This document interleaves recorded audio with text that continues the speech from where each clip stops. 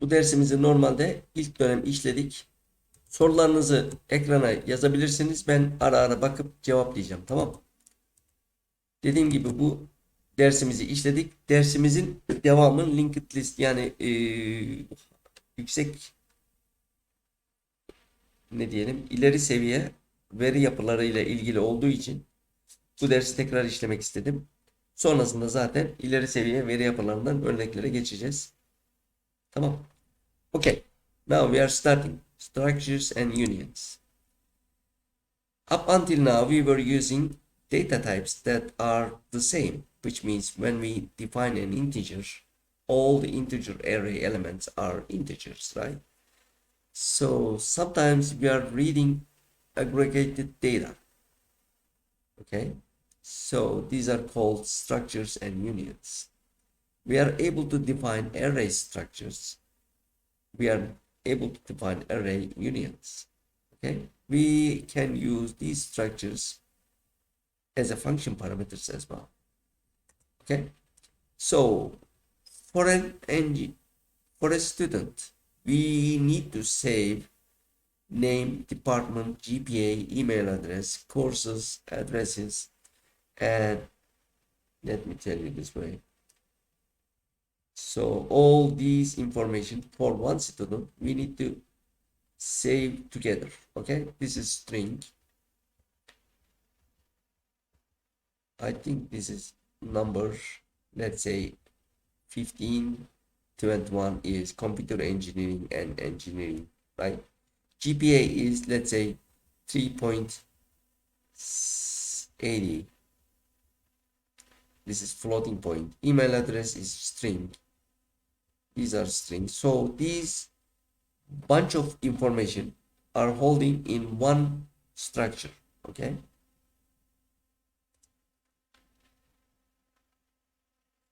In different programming languages, there are different systems, so we can aggregate together.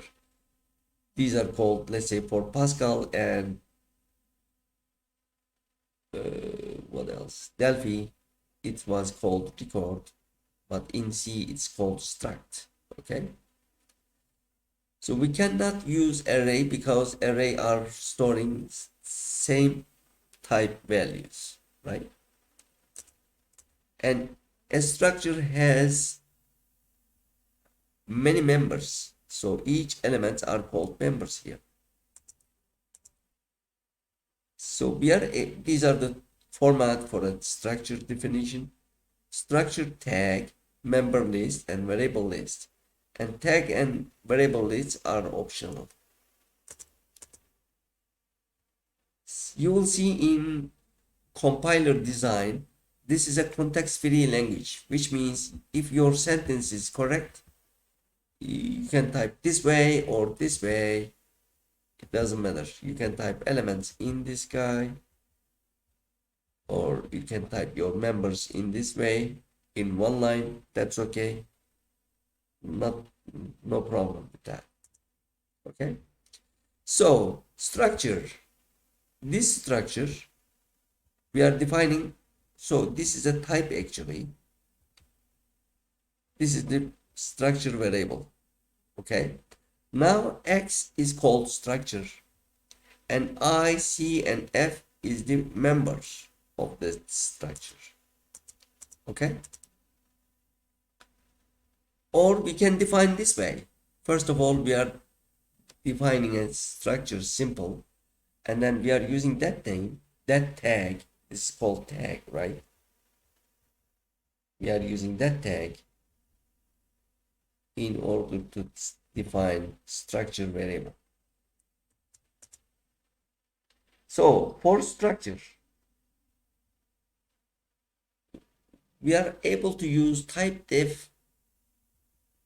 definition. So this is correct and this is correct too. We are using only name, right? This is because we are using type def.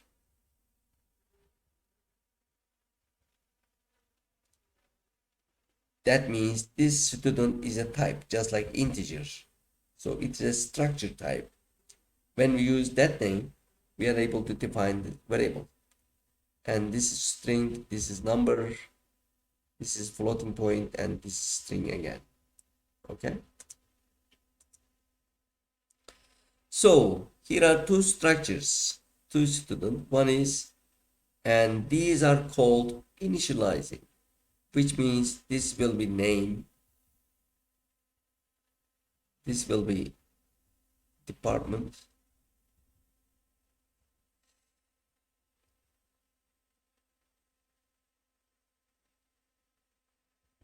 this is GPA and email address.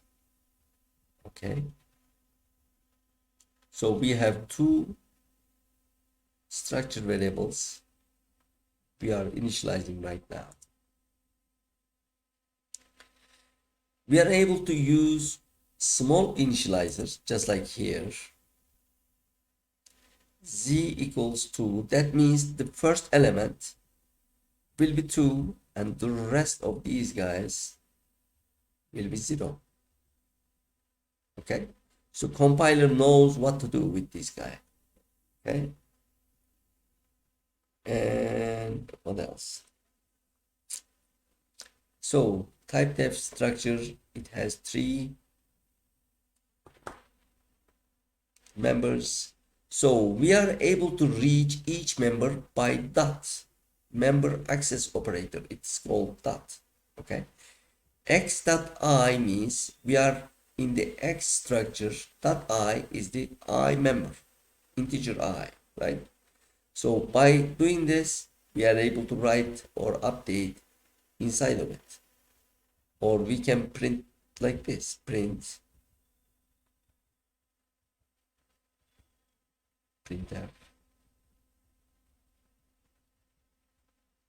Let's say percentage D and X dot I. Okay.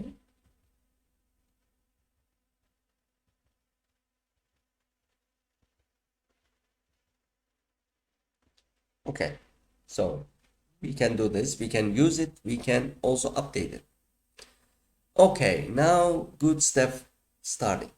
So we are defining a pointer, simple pointer. Now this pointer is pointing X, which is a simple structure X. Okay. Now I'm able to reach this way. This is correct.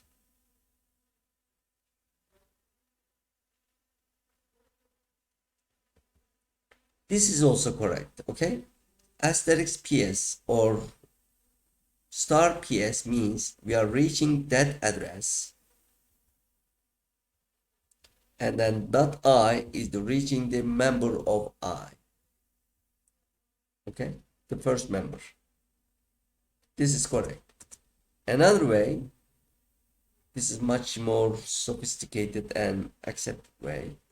Again, we have pointer PS, which is pointing X.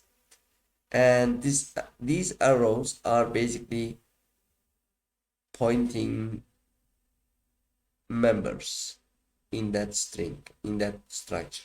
Okay. PS arrow I means we are reaching this guy and then updating that guy.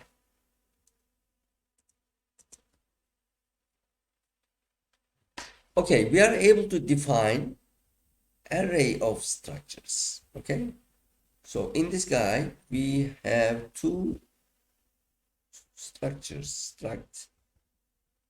One is called student 0.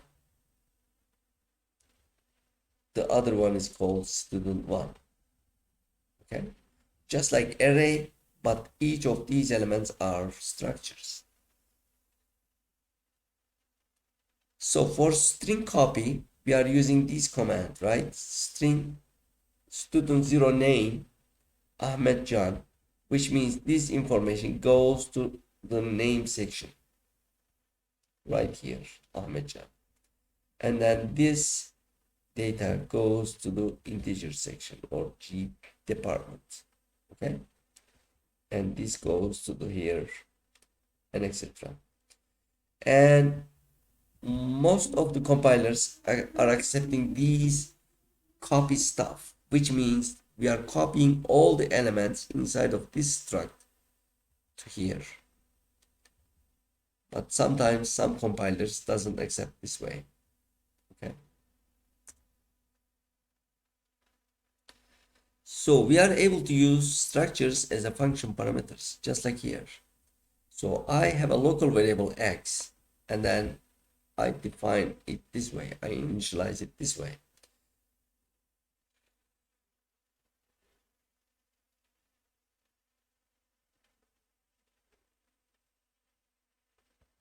When I call f1 function and sending x, we are not sending the address of x, we are sending the data of x. Okay.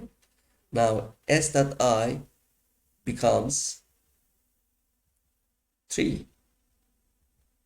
When we print the values right here, you will see that 3 will be there, and then a will be there, and then 4.35. Okay. But this local variable, this parameter is updated right here.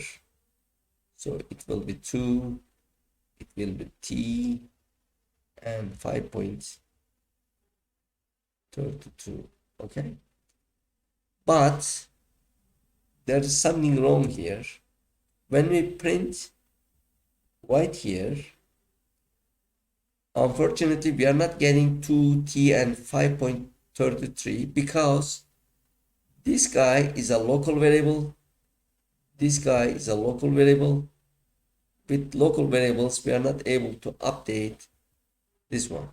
Okay.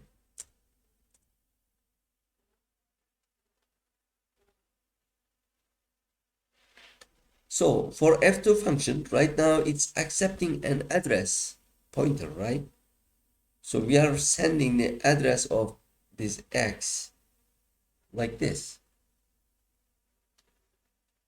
Guess what? It works because this ps is a pointer and it's pointing, let's say my x is sitting there. When I called f2 function, this address is pointing my target, what else, x, and then it's able to update right here. Okay, so basically I'm able to reach a local variable by using its address and pointers. Okay, you will see we achieve, we succeed. And very inefficient and not recommended.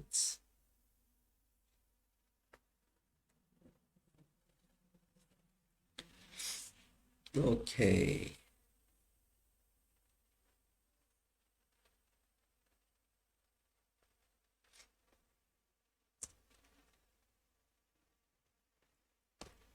We are able to return structures. Okay, this is a structure type, but this type is basically function type. Okay, when we update a structure, we return it. That's okay, but it's called inefficient. This is suggestion. It's not my suggestion, but I mean, experts are suggesting that it's inefficient. Okay, so I have simple x. Right now it has 3, a, and 435. When I call f3,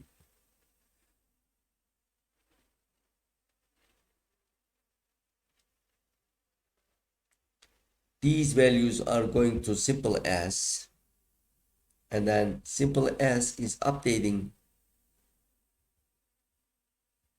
the current values and then returning it back, right? Now, when we print, this is the first print that we will see in a minute. So you will see 22 y and 6.66. When we call f4, let's see what if 4 is. Okay. Again, similar thing. In this case, we are not sending structure, we are sending values, member values. Okay. So in this case, we are sending 8, Z, and 99, and we are getting the address of the new structure back to X.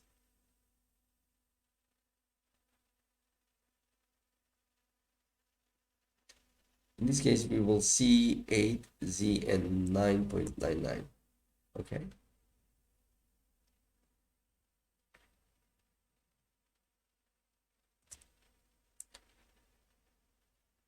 We are able to define much more complex structures by nesting one structure to another.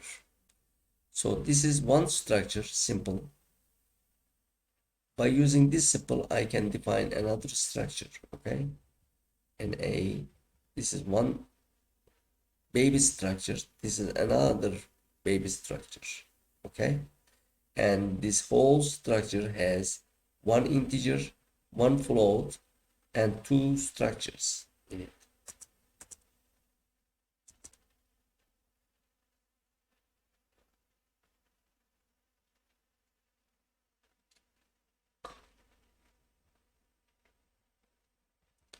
For normal members, we are able to reach by dots. But if there are more baby structures, we need to type their names. C.S means we are reaching this structure. .I means we are reading the member I in the structure S. Okay. Okay. So this is basically nested structures.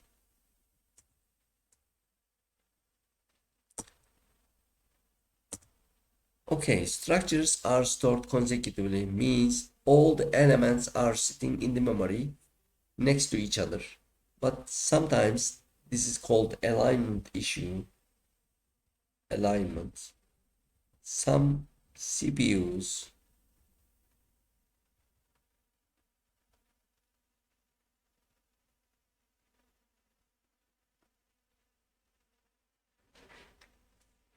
are aligning my data in this order. Some hardwares. Sometimes we are basically do this with software, okay? So every variable is sitting on 4 bytes. So this guy is sitting on 4 bytes, but since it's a character, we are not using these guys, okay? And this is easy for addressing, but sometimes it's bad for memory, okay? It's inflating basically.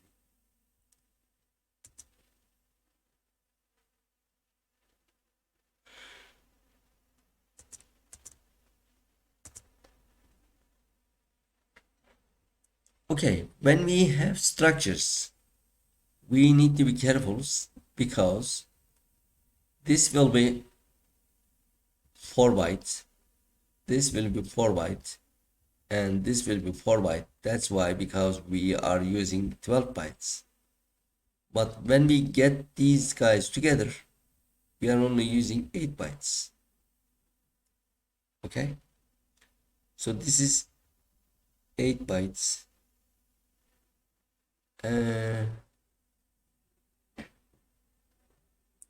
Is it for 8 times 8 times 8? I don't know, because it's aligning with double. Okay, so I got to check this one. Okay, and what else? A union is a compact data structure. It looks like structure, but it's much more compact, and we are using for different applications. Okay, members are sitting on the other, which means overlapping or overlaying. Okay, So let's see what's going on there. When we define a member, we have floating point, integer, and character. Okay.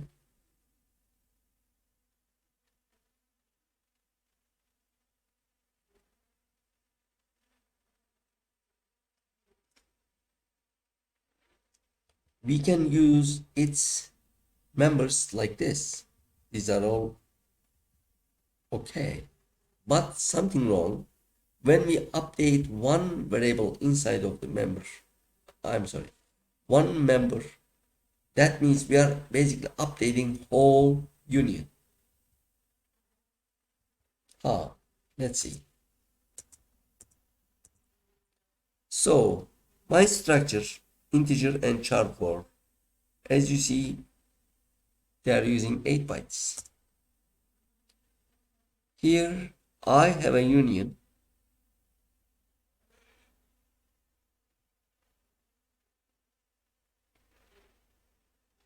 Integer is sitting 4 bytes on 4 bytes, okay?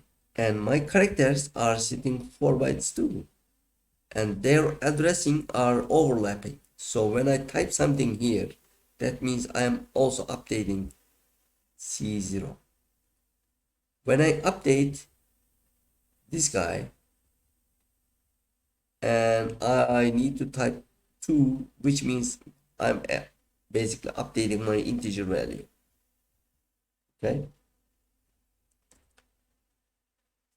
Much more complex union. So I have double, which is the longest one. That's why we have 8 bytes. Okay. And these two are again overlapping. Everything in the union are overlapping. So here is an example. First of all, here are the pros and cons or different aspects, features. When we update one member in the structure, we are not updating others. But in the union, when we update one member, that means we are updating others.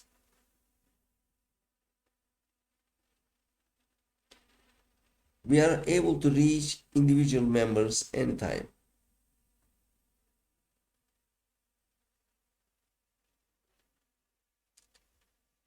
At the same time, we are only able to reach one member.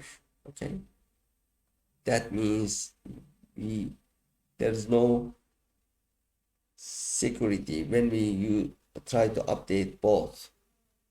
We may lose data. Okay, so let's use it. First of all, I have a union. I'm sorry, this is structure. I'm basically typing A1, A2, SC2, SC3, and SC4. And for SI, I have this guy. Okay. When I print this, it will bring me data S0, S1, SC, S2, and SC3. But for union, I have UC0, UC1, U1C2, and U1C3. Okay. So let me tell you, I have 4 bytes. And we are typing 1, 2, 3. Okay.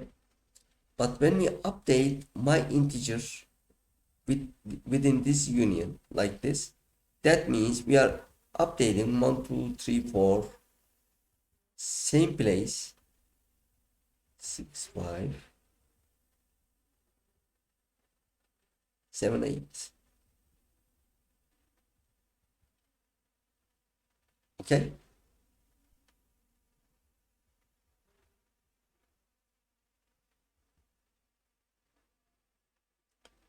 for union I, when we update any variable, any member in a union, that means we are updating our whole union. Okay. So one usage for union. So there are numbers. We are basically holding the number type. This is type. And then we are basically saving that data. If the number type is 0, that means we are reaching this guy. We can get the data from here. If the number is float, which means my union is holding only float numbers. Okay.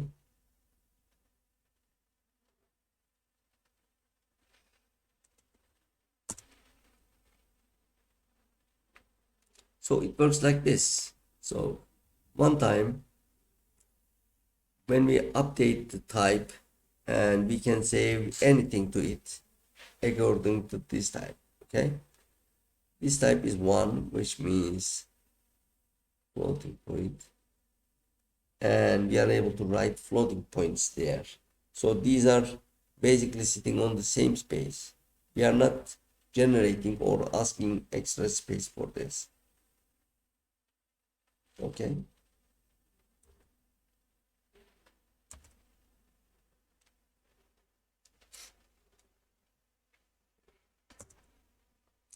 So when we define a bunch of guys, this is array structure.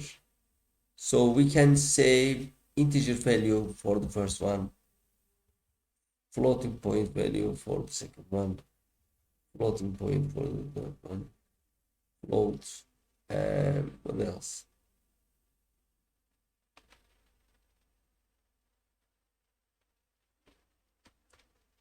Integer. Okay, let's finish this. Do you have any question?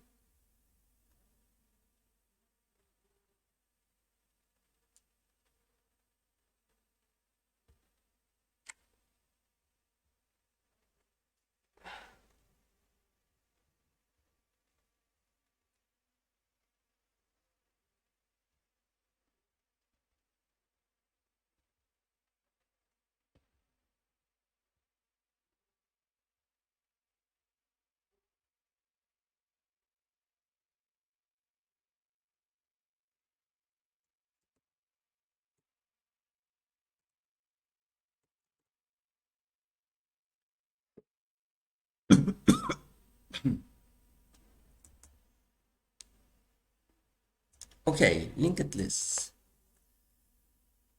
Up until now, we were using static and dynamic spaces for defining, designing algorithm, right?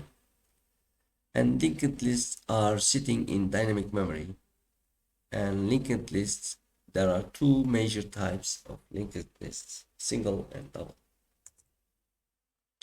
So integers or arrays are contiguous, okay? They are sitting in the memory. We know that all those guys are indexed, okay? And this dynamic memory, this is our, oops.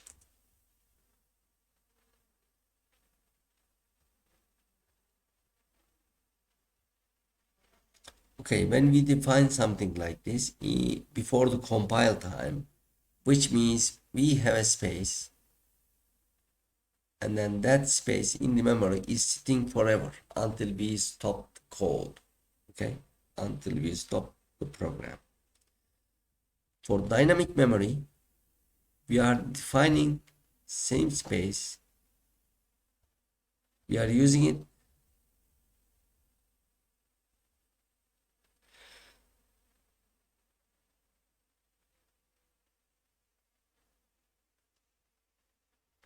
and then we free it after that, okay? When we free, so we are basically deleting this part and then giving it back to operating system. Okay, so continuous allocations.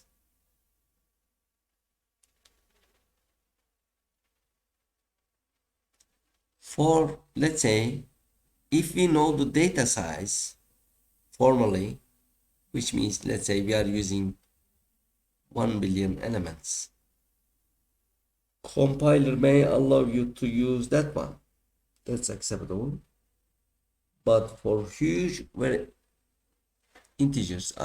arrays, and we don't know the size, it will shrink or get bigger, inflate.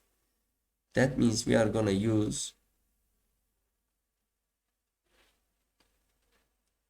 dynamic memory allocation. Okay, let's say I have a record. Right now it's holding 15 elements, and then these are my elements are written from 0 to 14, which means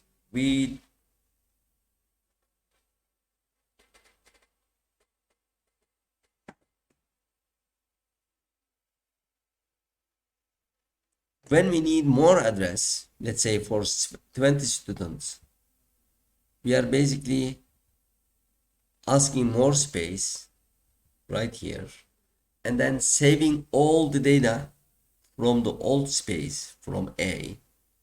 Okay, and this much of data are stored from here to here. So memcopy is again dynamic memory function, copying some part of the memory to another target address, and we are freeing A, and then now A becomes NA. Okay, now we are able to reach 5 elements more. Okay, linked lists. As I told you, when we have an array, all the elements are sitting next to each other. But we need to know the size of this guy. But for linked lists, let's say I have a node. When I need one more node, basically I'm generating one more node, and this is the new generation. If I need one more node and I'm asking to give me a space so I can put everything to this node, and then if I need one more, again this guy is pointing the very final one. So in memory, my linked list doesn't look correct, but in logically it's correct, and it looks like this. Okay, so very first element, which is pointer now, pointing my first element.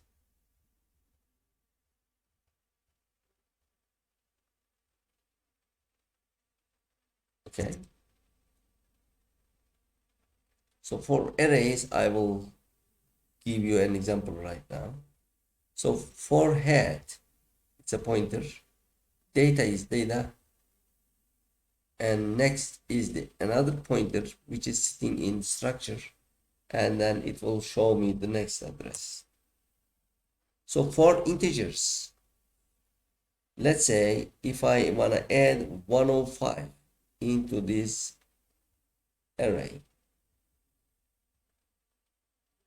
in that case I need to push all these guys to the right and then put the 105 right there. Okay, so basically for adding one element, we are moving 4 elements. For removing one element, removing is speed highly, yeah, it was fast, but removing 100 is fast. But what we need to do, we need to send all these elements one character to left. And these are the drawbacks of linked lists. Linked lists are not very sufficient way, but it helps. Okay, since we are dealing with pointers are usually confusing. That's why we need to be careful. Okay, so this is how a linked list node is defined. So when I define a linked list, which means I'm putting my data here, and then I'm putting a pointer which points to the next guy. Okay, if there is.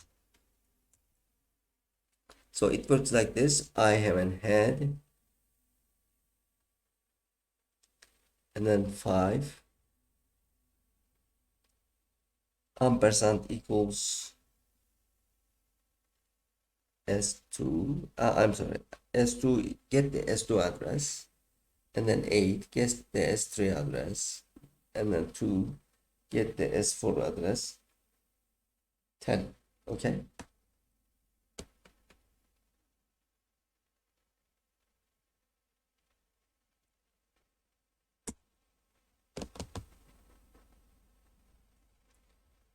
And this is for printing or traversing, which means scanning all the elements of an linked list, okay? So first of all, P equals to head.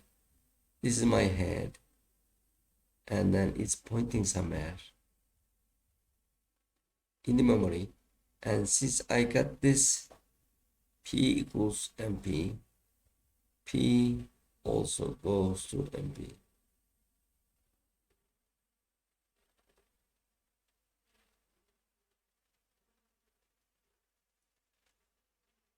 Okay. For removing the first element, here, we are basically just moving to the next element. So for pointers, now we are starting from S2 to S3 and to S4. Okay. So let's make it much more complex. First of all, P head is null, pointer is null, and we are allocating a new space. Now we are sitting in the heap. So this is sitting in the heap. We are generating a new space and then writing 10 to it. Okay. And what we do, we are basically making this next is null. We are looking for, this is basically stopping the algorithm. The head is showing the target. Okay. Now we are defining a new guy and then typing 8 into it. And then my P goes from here to here because this guy's next will be saved here, and P, this is P actually. Okay.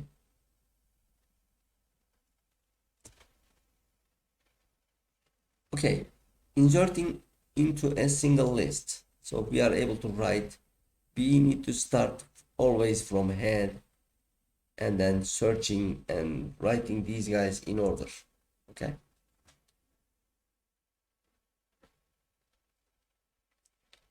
So first of all, when we call insert function, it's allocating a node in the heap, and then we are updating value and head and then getting back.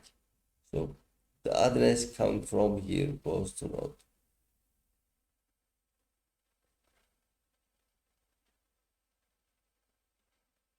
Okay. So for traversing and deleting, let's say we are deleting the first node, which is the master node. P equals head. Let's say this guy is sitting here. P. This guy is always sitting there. And then I have structures.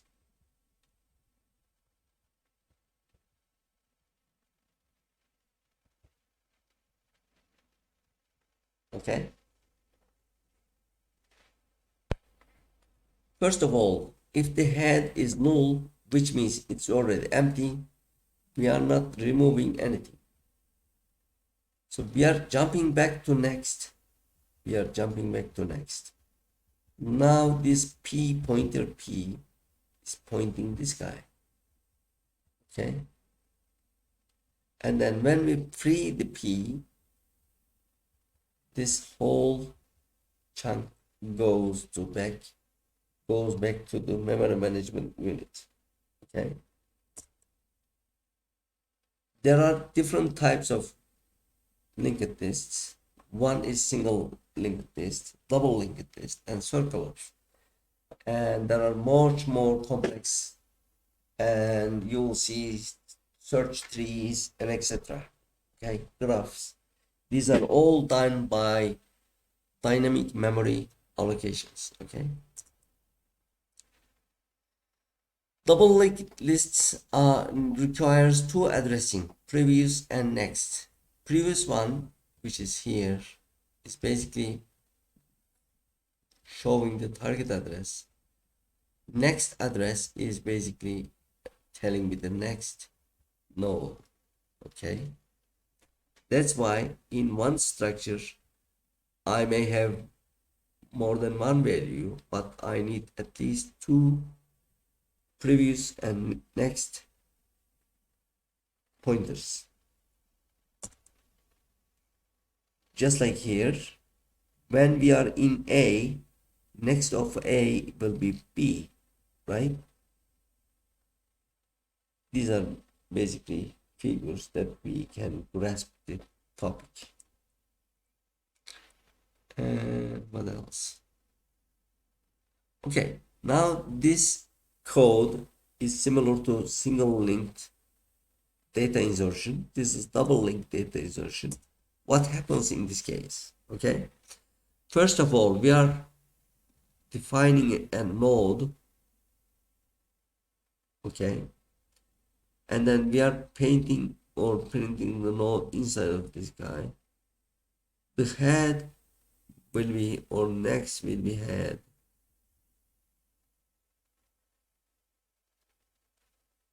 And your previous is full, which means you are not going back.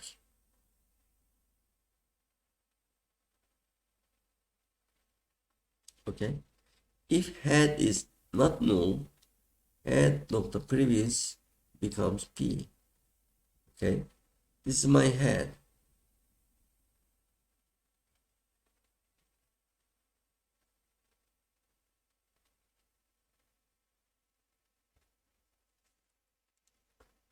Okay. For printing, everything is okay because we are starting from the head, or we can start from the left, which means very end. We can start from the end because from end to the head, we are able to scan, or from head to end, we can scan with double linked lists. Okay. Delete operation. First of all, we are deleting the first node. If the head is already null, that means it's already removed. So we are jumping to the next and then asking for deletion. Okay. At the very end, we are freeing the space so compiler can use it.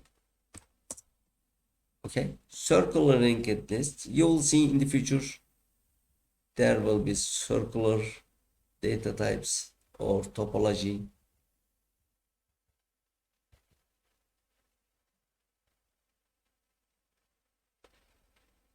Okay.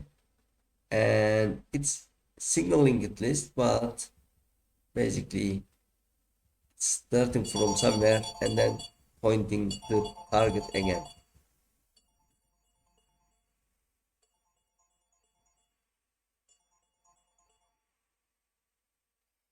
Okay.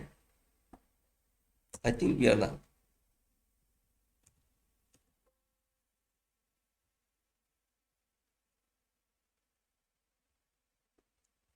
Evet arkadaşlar, sizle bir de uygulama yapacağım. Ekran gitti mi?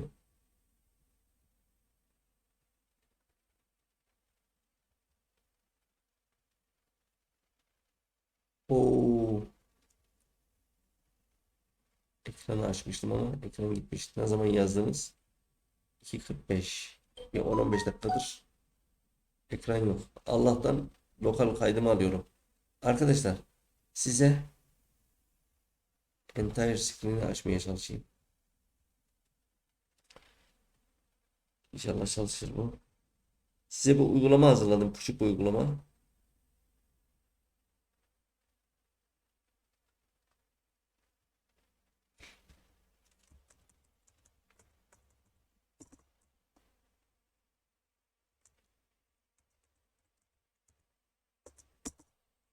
Şimdi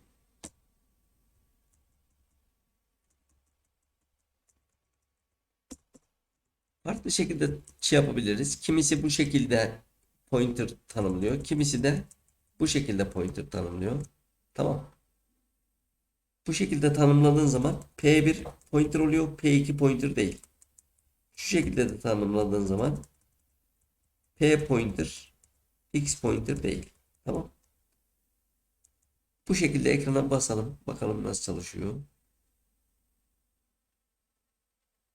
Bir de şey diyeceğim. Ben bu Dev C++'ın yeni sürümünü kurdum ama gene çok hantal çalışıyor. Sizin sistemlerinizde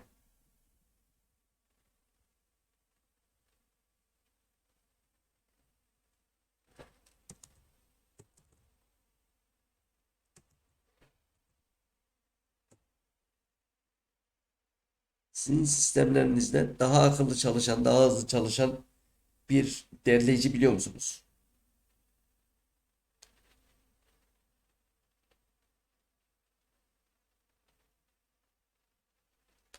Clio'nun nedir?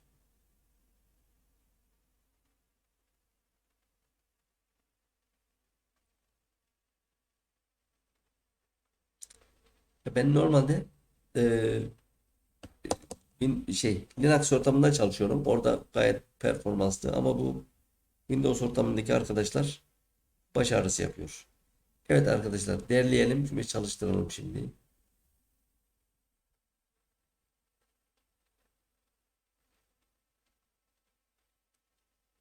Pardon, compiler. Oo,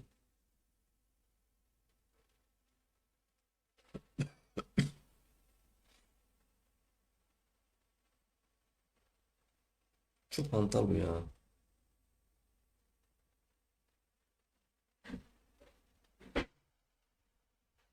Ben bir şeyimi kaçırıyorum.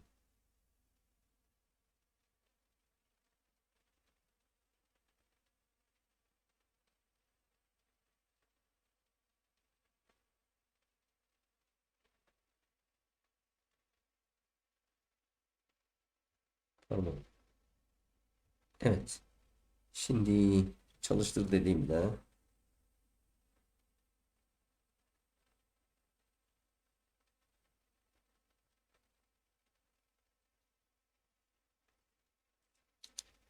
niye göremiyorum bu arkadaşı? İlk önce bir derleyelim.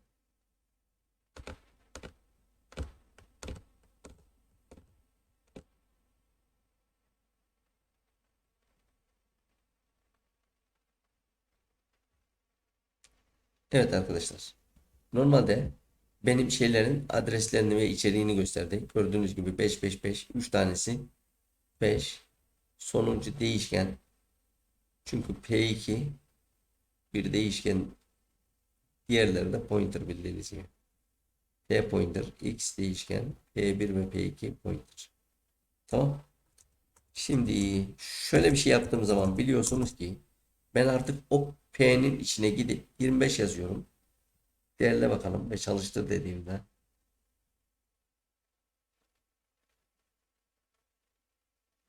çok hantal ya.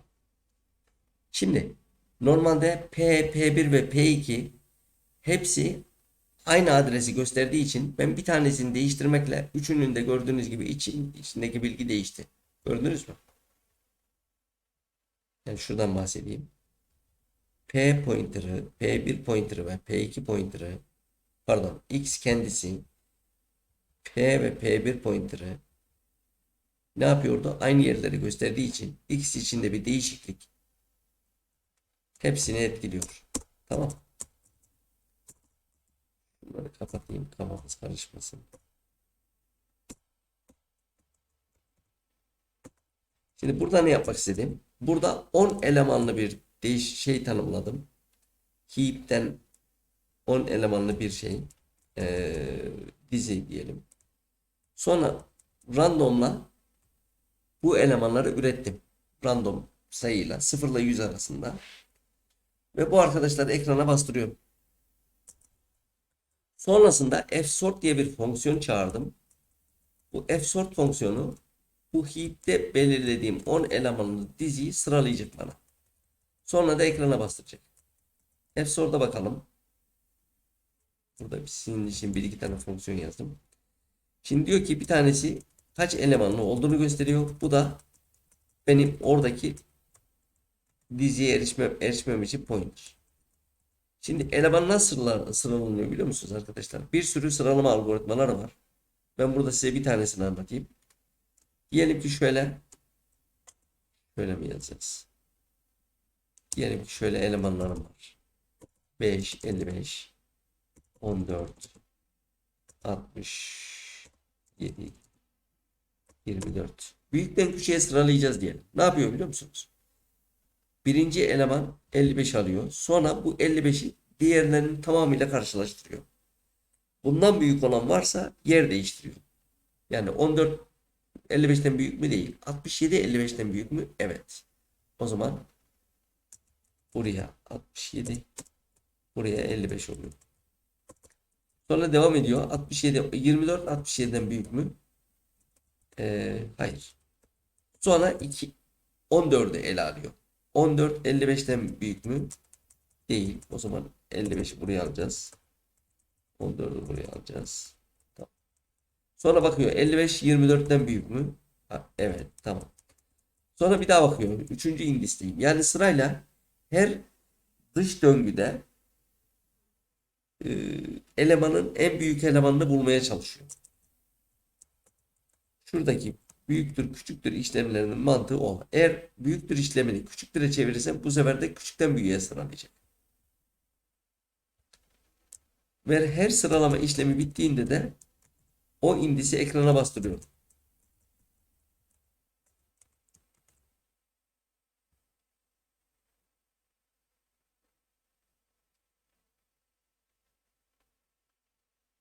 Bir saniye. Ha, orta yere bir şeyler yazdık. O da compiler sevmedi tabii.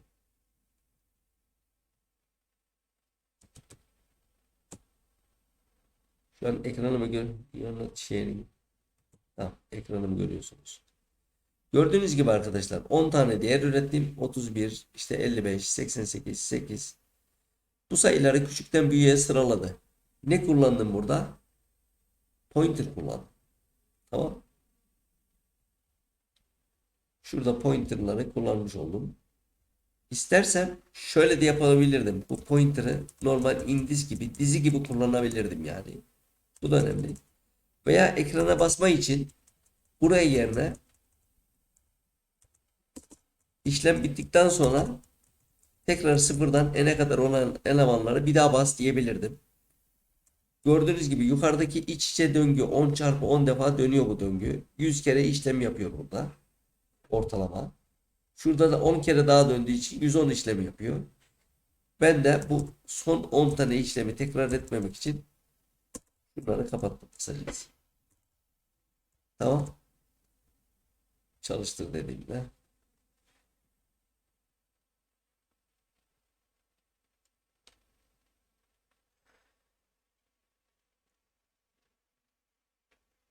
Gördüğünüz gibi random sayıları üretti. Sonrasında da küçükten büyüğe doğru sıraladı.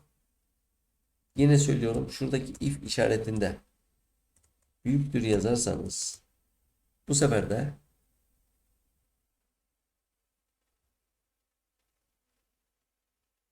pardon yerleyip çalıştıralım. Bu sefer de büyükten küçüğe sıralayacak.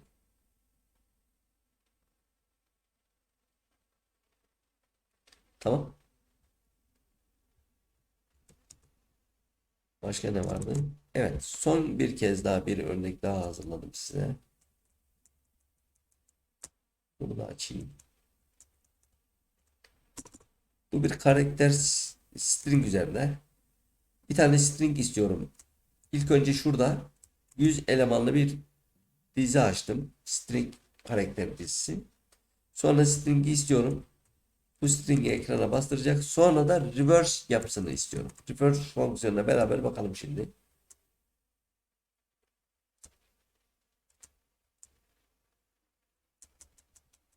Reverse fonksiyonu arkadaşlar. İki tane B pointer ve E pointer var. B pointer ve E pointer, beginning pointer, end pointer diye kodladım onu. Yani elimde bir string varsa şöyle yapıyorum arkadaşlar. İşte merhaba diyelim. M beginning pointer'da, A da end pointer'da. Bunu ben büyükten küçüğe küçükten reverse yapacağım için ne yapacağım şu anda? A'yı alıp M'nin yanına, buraya A gelecek, buraya da M gelecek şekliyle yazmam lazım. Ortaya doğru gelmem lazım kısacası. Buradaki B'yi alacağım. Buradaki B'yi buraya yazacağım. Buraya da E yazacağım. Tamam.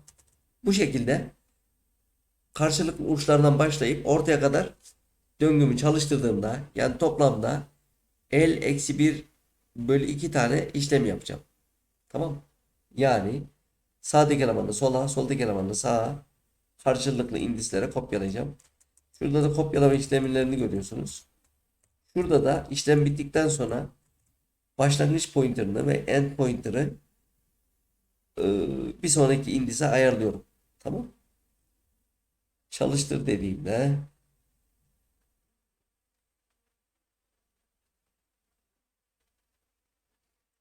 dev C++ beni yoracaksın.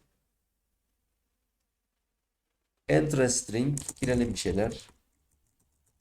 Hatta hatırlasın diye başını başka girelim. Arkadaşlar gördüğünüz gibi girdiğim string'i tersten bir şekilde başladı ve pointer kullandım. Onu tersten yazdırmak için. Tamam. Bugünkü konumuz bitmiştir. Soru olan var mı? CLO'nu arattırayım bak.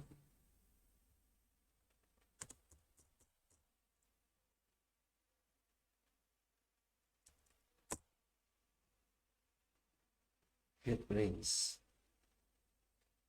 Aa, şey mi bu? Hantal bir şey mi? Normalde JetBrains'in kurdum ben. Normalde bu arkadaş Python derleyicisini falan da kurduruyor. Hantal bir şey mi?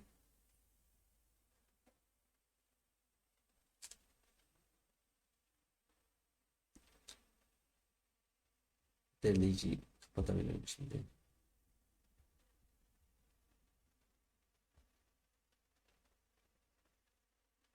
Evet, JetBrains Python için falan da şey. Ee, neredeydi, ben şeyi durdurayım.